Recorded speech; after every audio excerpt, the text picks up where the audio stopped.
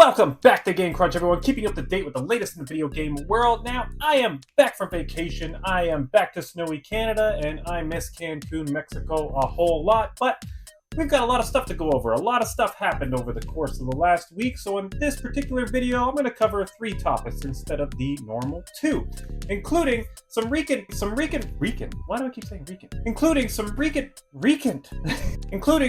market analysis that predicted that one of the big 3 in gaming could fall next generation. More on that in a minute. And then we might be seeing another subscription service hit the scene and what that might mean for the Nintendo Online. And then on top of that, we got another port to PC of an N64 classic, kind of in the line of that Majora's Mask and Ocarina of Time port that we saw. More on that in a minute. But of course, if you like to stay up to date with the latest in the video game world, consider giving Game Crunch a like and subscribe. It really helps the channel grow.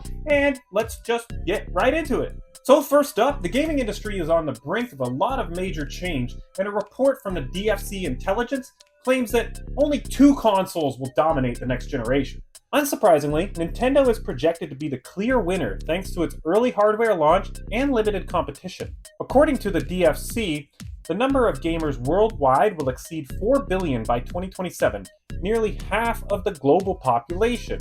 But when it comes to consoles, only one of Sony or Microsoft will keep pace with Nintendo. Factors like pricing, portability, and exclusive games will play a major role in deciding who secures that second place. 2025 is expected to kickstart record industry growth, fueled by Nintendo's next console and blockbuster releases like GTA 6. But for either Sony or Microsoft, the question remains, will they double down on hardware or pivot to software and distribution?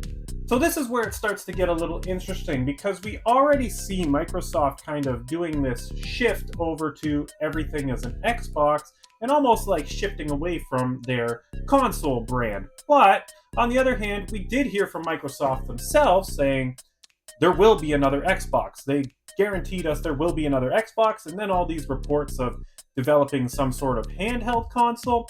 I don't think I can 100% agree with this article that one of the console brands will fall, because I feel like Sony is just so strong, and to predict that Nintendo will win, I don't know. I could see it either being Nintendo or Sony either way. And then Microsoft, I think, will clearly be in the 3rd place, but I don't think they're going anywhere. But let me know what you think down below. Next up, Sega might be hopping on the subscription bandwagon. In a recent interview, Sega president Shuji Utsumi revealed that the company is exploring the possibility of its own Netflix-style game service. While Xbox Game Pass, PlayStation Plus, and Nintendo Switch Online are already leading the charge, Sega sees an opportunity to stand out. Utsumi called subscription services very interesting and hinted at ongoing discussions for a platform that could spotlight Sega's iconic franchises. With upcoming reboots of fan favorites like Streets of Rage and Shinobi, a Sega subscription service could offer something unique for both retro fans and modern gamers. Which got me thinking, as we all know, Sega Genesis games are included with the Nintendo Switch Online, so if they were to proceed with this, I assume that we would lose that as part of our Nintendo Online subscription, which would kinda suck.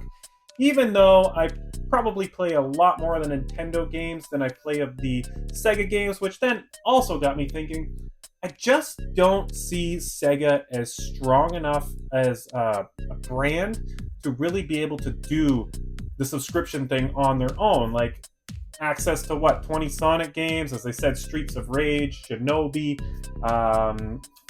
what's that one with the where you roller whatever around, spray painting things, that one. I just don't see that they've got enough to really entice me to get a subscription to basically what would be a Sonic subscription. But what do you think? Would you subscribe to it? Finally, Harbor Masters. So this is the team that made the Ocarina of Time and Majora's Mask PC ports. If you caught my other videos on that, they are really cool. Lets you play the game kind of in full HD, and it will allow us to do a lot of mods. Well, anyway, they have now done a port of starfox 64. The unofficial port's name is Starship. This port allows those with legally sourced ROMs to experience Star Fox 64 in stunning modern settings, including higher frame rates, ultra widescreen support, and even the potential for modding in ray tracing and HD textures. It's been 8 years since Star Fox Zero launched on the Wii U, and fans have been clamoring for a return to form. Dylan Cuthbert, one of the original developers, believes the series still has a future, saying, "Nintendo keeps trying, and one day they might recapture that magic of the original." So this is really cool to see, and I think, honestly, I'm going to check this out because it's over on the shelf. I definitely own it, Nintendo. Please don't sue me if I stream this game. It's over. I could pull it off the shelf if you like. But this is exciting because if you watch that Majora's Mask video or anything I did, or you watch the Majora's Mask stream, because I played through basically the whole thing on stream, I talk about a lot that basically, so this team, they developed a tool that allows them to decompile these games very quickly. Things that used to take people years to do now speeds up the process significantly. So as I said, we're probably going to start seeing a lot of these N64 games come to PC ports where we can do things like mod them and add ray tracing and HD textures. And this is just another one to add to the list. So this is really cool, exciting for the future of retro gaming. Let me know what you think down below. But that's all I've got for you today. So this week is the Christmas week and next week's New Year. So it's probably going to be a little bit spotty with the videos. I'm going to try and hit every day that is not an exact holiday. Like, I'm definitely not going to have a video on Christmas Day. Sorry. I'm definitely not going to have a video on New Year's Day, but I'm going to try and hit all the days in between.